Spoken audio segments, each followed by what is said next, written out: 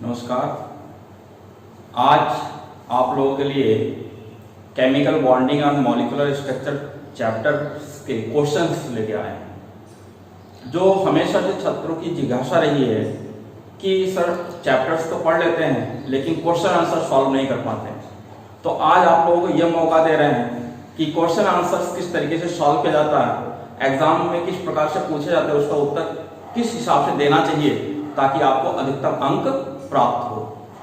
तो इस वीडियो में आप लोग देखेंगे कि क्वेश्चन आंसर्स किस प्रकार से सॉल्व किए जाते हैं, बोर्ड में किस प्रकार से क्वेश्चंस पूछे जाते हैं, उसका उत्तर हमें किस हिसाब से देना चाहिए। ठीक है।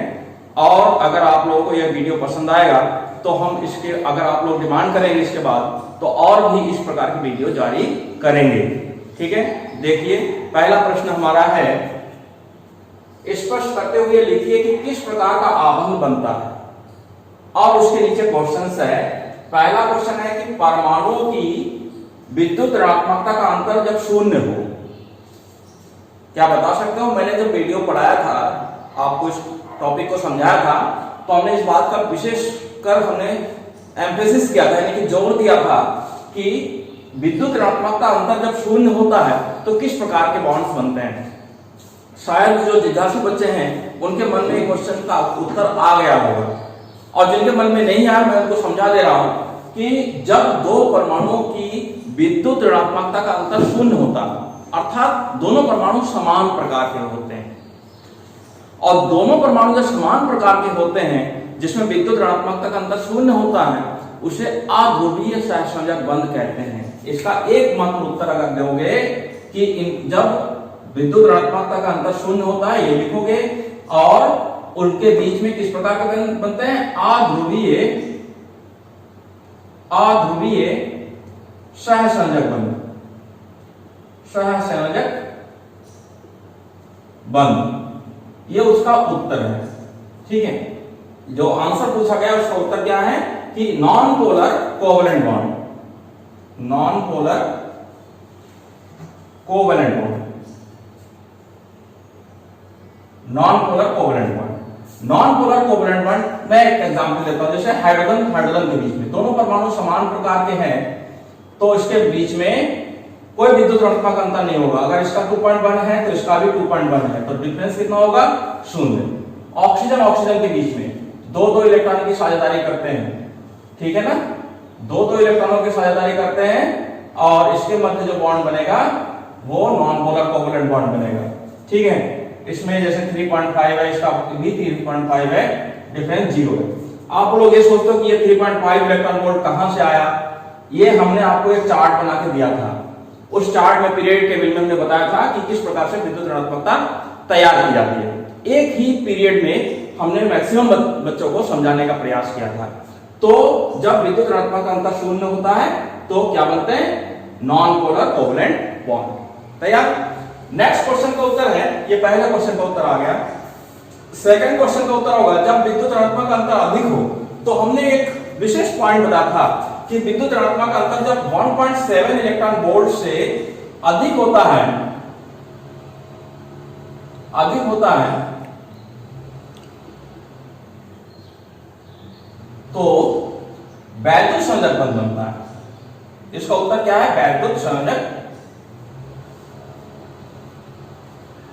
बंध बनता है। ठीक है। यानी कि जब अधिक होता है तो कौन सा बॉन्ड बनेगा? वैद्युत संयोजक बंध। जैसे Na+ आयन और Cl- आयन के बीच में वैद्युत संयोजक बंध बनाते हैं। ठीक है ना। बहुत सारे ऐसे एग्जांपल है, जैसे Ca+ आयन और O- आयन के बीच में वैद्युत संयोजक बंध बनता है। तो ये सब वैद्युत संयोजक बंध बनता है जब इसका विद्युत ऋणात्मकता का अंतर अधिक होता है। मैंने थर्ड क्वेश्चन दिया है कि जब विद्युत ऋणात्मकता का अंतर थोड़ा हो, यानी कि बहुत ज्यादा ना हो, यानी कि 1.7 इलेक्ट्रॉन वोल्ट से कम हो और 0 से अधिक हो, तब उसमें बनेगा कौन सा बॉन्ड बनेगा? बता सकते हो? ध्रुवीय सहसंयोजक बंध। इसका उत्तर क्या होगा? थर्ड क्वेश्चन का उत्तर होगा ध्रुवीय, यानी कि पोलर कोवलेंट बॉन्ड, ध्रुवीय सहसंयोजक बंध, सहसंयोजक बंध। इसका उत्तर क्या है? ध्रुवीय सहसंयोजक बंध। ये तो मेन उत्तर है। और उसके बाद एग्जाम्पल आप दोगे जैसे H plus ion, H plus ion नहीं है, इसमें प्लस आयन नहीं बनेगा, इसमें ये बनेगा कि जो विद्युत ऋणी परमाणु होते हैं तो साझक इलेक्ट्रॉन उसकी तरफ चला जाता है, तो इसके ऊपर पार्शियल नेगेटिव और इसके ऊपर पार्शियल पॉजिटिव, इसके ऊपर पार्शियल नेगेटिव, यानी कि आंशिक ध्रुवणता होती है, आंशिक ध्रुवणता उत्पन्न हो जाती है। ठीक है, ये ध्रुवणता यानी कि पोलैरिटी उत्पन्न हो जाती है। ऐसे यौगिक को हम पोलर कोवलेंट कंपाउंड्स कहते हैं। क्या कहते हैं? Polar covalent compounds. ठीक है, पोलर कोवलेंट कंपाउंड्स। तो इस प्रकार से जब इस प्रकार के क्वेश्चंस पूछे जाए तो आप लोगों को इसका उत्तर देना है। ठीक है, नेक्स्ट क्वेश्चन है कि अगर हम अमोनियम क्लोराइड की समस्या बनाते हैं तो उसमें कितने प्रकार के बॉन्ड्स बनते हैं और कौन कौन से बॉन्ड्स क्या कहलाते हैं? अगला क्वेश्चन है, बहुत इंपॉर्टेंट है, मैं लिख दे रहा हूं।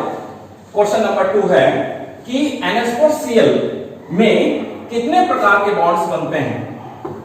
मैंने जब इस टॉपिक को पढ़ाया था तब मैंने समझाया था, हो सकता है बहुत सारे बच्चों ने गौर से नहीं देखा होगा, लेकिन जब वही क्वेश्चन पूछा गया है तो मैं उसको उत्तर देता हूं कि NH4Cl में किस प्रकार के बंध बनते हैं। ठीक है, तो NH4Cl की पहले आप लुई डॉट स्ट्रक्चर समझिए। NH4Cl में N परमाणु केंद्रीय परमाणु है। N के बाहरी कोश में सब लोग जानते हो कितने इलेक्ट्रॉन्स होते हैं? 5 इलेक्ट्रॉन्स होते हैं। तो 5 इलेक्ट्रॉन्स में 1 2 3 4 5 इलेक्ट्रॉन हमने बना दिया। 5 इलेक्ट्रॉनों में एक हाइड्रोजन परमाणु के साथ में, एक और हाइड्रोजन परमाणु के साथ में, एक और हाइड्रोजन परमाणु के साथ में। अब एक हाइड्रोजन परमाणु नहीं है, वो एक हाइड्रोजन आयन है। ठीक है, एक हाइड्रोजन आयन के साथ में और ये एक H प्लस आयन दे दिया और उन्होंने Cl के बीच में, Cl माइनस आयन के बीच में, Cl ने एक इलेक्ट्रॉन इसको, ये जो है हाइड्रोजन आयन ने जिस इलेक्ट्रॉन को दिया उन्होंने Cl ने ले लिया, उसके बीच में वैद्युत संयोजक बन गया। इसके मध्य यानी कि एक आयन है, इसके मध्य वैद्युत संयोजक बन गया। ये देखिए 1 2 3, इन्होंने दोनों तरफ से साझेदारी की है। तीन हम क्या कहते हैं? ये 1 2 और ये 3, ये तीनों प्रकार के जो बॉन्ड्स हैं ये सहसंयोजक बंध है, कोवैलेंट बॉन्ड है, कोवैलेंट बॉन्ड। ठीक है ना, सहसंयोजक बंध, सहसंयोजक बंध। ठीक है, कोवैलेंट बॉन्ड। और जो एक तरफा साझेदारी करेगा इसमें कहते हैं, इससे एक तरफा यानी कि दोनों इलेक्ट्रॉन देखो आपको दिखाई दे रहा है नाइट्रोजन का है, तो इन्होंने क्या बनाया? उप सहसंयोजक बंध, कोऑर्डिनेट बंध, उप सहसंयोजक बंध। और ये क्या बना है? वैद्युत संयोजक बंध, वैद्युत संयोजक बंध। ठीक है, तो 3 प्रकार के बॉन्ड्स बन गए। कोवैलेंट बॉन्ड बन गया 3, एक कोऑर्डिनेट बॉन्ड बन गया और एक इलेक्ट्रोवैलेंट बॉन्ड बन गया। और भी आपको याद दिला दें, अगर मान लो इस क्वेश्चन में NH4Cl की जगह पे NH4Br दे दे, NH4I दे दे, सब में वही होगा। NH4Br अगर दे दे तब भी यही उत्तर होंगे, NH4I दे दे तब भी यही उत्तर होगा। तीनों प्रकार के क्वेश्चंस को एक ही क्वेश्चन से सॉल्व कर सकते हो। अगर आपको Br दे दे, यहां पे ब्रोमीन लिख दो, अमोनियम ब्रोमाइड अगर दे दे, केवल इतना चेंज होगा, बाकी सारे के सारे बॉन्ड्स वही रहेंगे। क्यों? क्योंकि ये और क्लोरीन तीनों एक ही समूह के हैं और सबके बाहरी कोश में 7 इलेक्ट्रॉन्स होते हैं। अगर यहाँ पे अमोनियम आयोडाइड दे दे तो आप अमोनियम आयोडाइड लिख दोगे, बाकी सारी की सारी संरचना सेम रहेगी। ठीक है ना, तो ये बनेगा क्या आपका? Ammonium chloride, ammonium bromide, ammonium iodide या अमोनियम आयन।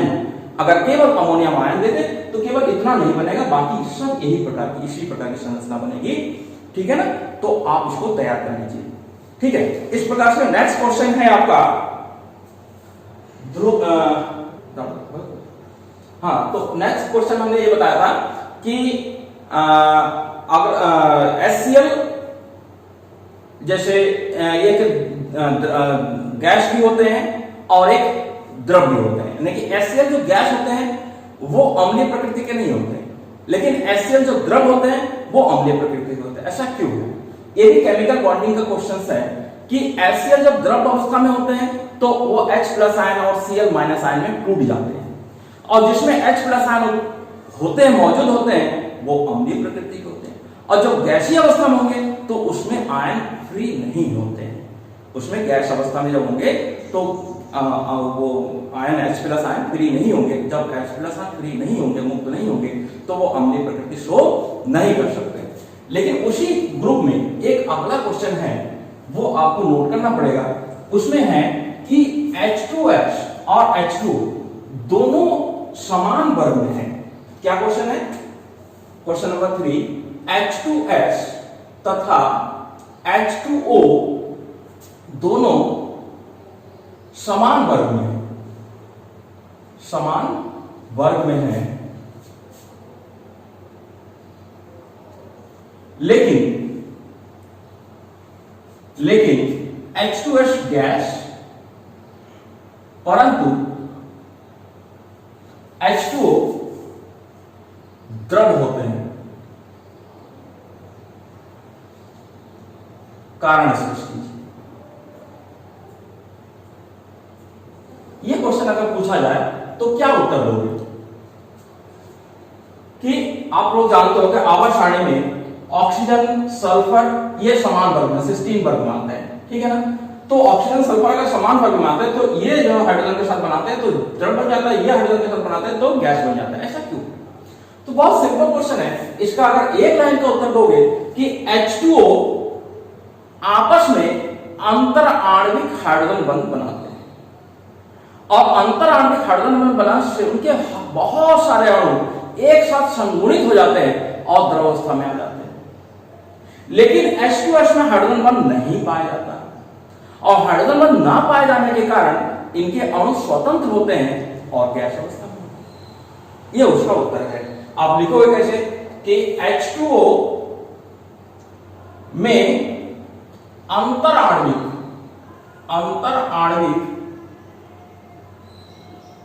हाइड्रोजन बंध बनाने के गुण होते हैं, जिससे इनके अणु संगुणित हो जाते हैं, जुड़ जाते हैं, एसोसिएट हो जाते हैं, संगुणित हो जाते हैं,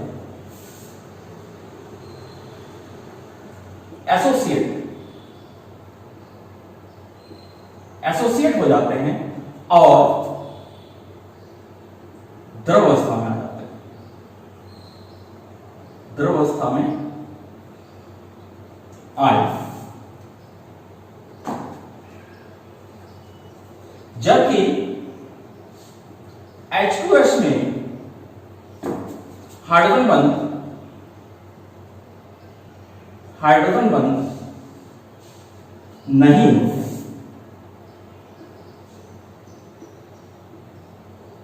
अतः इनके अणु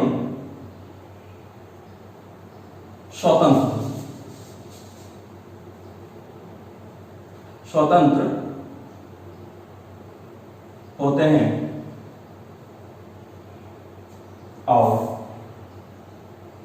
गैसीय अवस्था में पाए जाते हैं।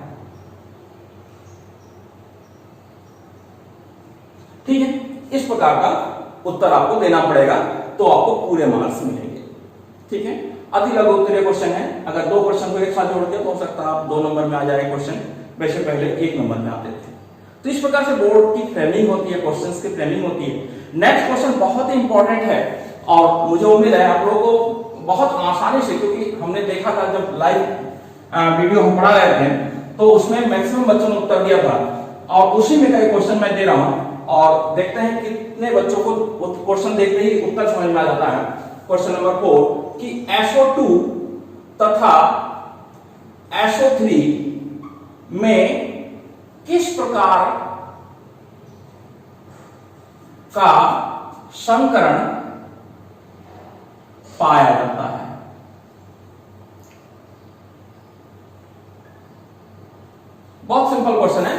सल्फर डाइऑक्साइड और सल्फर ट्राइऑक्साइड में किस प्रकार का संकरण पाया जाता है, बता सकते हो? मैंने जिस फार्मूला का उपयोग किया था, अगर वो फार्मूला आप लोगों को याद है तो मुश्किल से 1 मिनट का काम है। यानी कि ऑब्जेक्टिव में भी अगर क्वेश्चन आते हैं तब भी आपको 20 से 30 सेकंड में आप इसको उत्तर दे सकते हो। देखिए किस प्रकार से हमने बताया था, SO2 में संयोजी इलेक्ट्रॉनों की संख्या, संयोजी इलेक्ट्रॉन्स कितने हैं? सल्फर में 6 होते हैं और ऑक्सीजन में भी 6 होते हैं, 6 दूनी 12, 12 और 6 18, 18 का मतलब 8 से अधिक है तो 8 से डिवाइड करेंगे, 8 दूनी 16, फिर दो बचे, 2 को भाग करेंगे, 1 आ जाएगा, कुल उत्तर आएगा 3, यानी sp2। एक 3 ऑर्बिटल है, एक है H के और 2 है P के, sp2। ये तो हुआ SO2 में। तो SO3 में किस प्रकार से निकालेंगे? SO3, इसमें भी बाहरी कोश में 6 इलेक्ट्रॉन, इसमें बाहरी कोश में 6 और 3 परमाणु है तो 6 दिया 18, 18 और 6 24, 24 का मतलब 8 से जब डिवाइड करेंगे तो 8 दिया 24, एक बार में ही कट गया, आपको 2 बार डिवाइड नहीं करना पड़ा जैसे यहाँ पे किया था। यहाँ पे जो आपने भाग करने का तरीका देखा, इसको मैंने इस प्रकार से समझाया था, 18 को 8 से डिवाइड करेंगे, 8 दूनी 16, 2 बचे, 2 को 2 से डिवाइड करेंगे तो 1 आएगा, तो इस प्रकार से टोटल उत्तर आएगा 3। तो ये जैसे हमने समझाया था, यहाँ पे भी 3 आया और यहाँ पे 3 एक ही बार में आ गया तो sp2। दोनों में sp2 प्रकार का संकरण है। देखिए दोनों अलग अलग प्रकार के परमाणु हैं जिसमें परमाणु संख्या अलग अलग है और फिर भी संकरण एक जैसा है ना, इंपॉर्टेंट। और नेक्स्ट और आज का लास्ट क्वेश्चन होगा कि O2 plus ion, O2 minus ion में बंद ऑर्डर, बंद कोटि को समझाइए। O2 प्लस आयन, ठीक है। Question number 5, O2 plus ion, O2 double plus ion, O2 minus ion और O2 डबल माइनस आयन में बंद कोटि का क्रम लिखिए, देखिए याद अगर खाली रट्टा मारते हैं तो बिल्कुल केमिस्ट्री याद नहीं रहता, उसे आप बहुत ज्यादा मानते हैं, एक दिन याद रह सकता, दूसरे दिन याद नहीं रहेगा। लेकिन अगर समझ के याद करेंगे तो जिंदगी भर याद रहेगा कि किस प्रकार से हमने एक परमाणु का, एक अणु का हम बंद कोटि हम पहले समझा रहे हैं। O2 है, अभी जल्दी नहीं पढ़ाया था, सिग्मा आणविक बंद कोटि में MOT सिद्धांत में हमने पढ़ाया था, मॉलिक्यूलर ऑर्बिटल थ्योरी में पढ़ाया था। Sigma 1s2, sigma star 1s2, sigma 2s2, sigma star 2s2, ये बॉन्डिंग होता है, anti bonding, bonding anti bonding, ठीक है। सिग्मा 2s2 हो गया, सिग्मा 2pz2, फिर pi 2px2 is equal to pi 2py2, फिर आया था pi star, anti bonding star 2px, इसमें 1 आया था, और पाई स्टार 2py में 1 आया। ये था हमारे 16 इलेक्ट्रॉन ऑक्सीजन परमाणु का इलेक्ट्रॉनिक विन्यास, ऑक्सीजन अणु का, ठीक है, बढ़ता हुआ क्रम है। देखिए तो 2 2 4 2 6 2 8 2 10 2 12 2 14 15 16 इलेक्ट्रॉनों का बताया था। और हमने ये बताया था कि जब इसमें अयुग्मित इलेक्ट्रॉन होता है, सिंगल इलेक्ट्रॉन है, इसे कहते हैं अयुग्मित। तो अयुग्मित इलेक्ट्रॉन जब होते हैं तो उसको क्या कहते हैं? अनुचुंबकीय, अनुचुंबकीय, पैरामैग्नेटिक, पैरामैग्नेटिक, ठीक है, याद है, ये बताया था। अब सोचो, इसमें हमने ये भी बताया था कि बंद कोटि निकालने का, बॉन्ड ऑर्डर निकालने का तरीका क्या है कि 1/2 गुना number of bonding electrons, number of bonding electrons, number of bonding electrons minus number of anti bonding electrons,